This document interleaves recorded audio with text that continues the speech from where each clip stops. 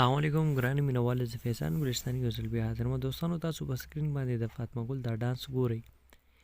دا د روژې په میاشت کې دا ډانس ویډیو راغلی ده او دا چا ولا اپلوډ کړی ده؟ دا هم ولا مراد اپلوډ کړی ده.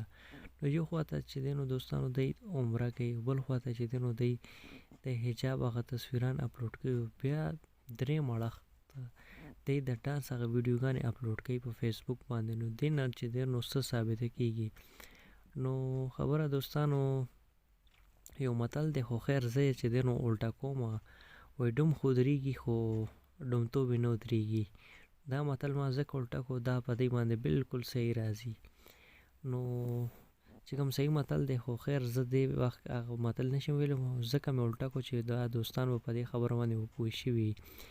نو دوستانو دا خبره ده، یو خواته چې دی نو دی چې دی نو ډېر ښه تصویران ورکوي او بل خواته دا ډانسونه هم ورکوي.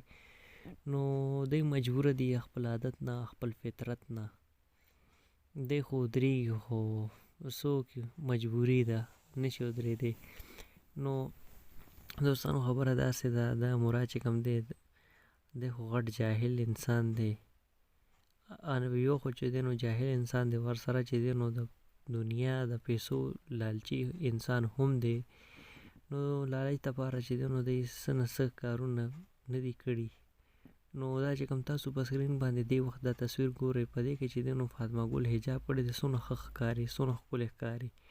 نو الله پاک ولته د نیکۍ توفیق ورکړي، هدایت ورکړي. بس ټول په جمع ورته دعا وکړئ، آمین.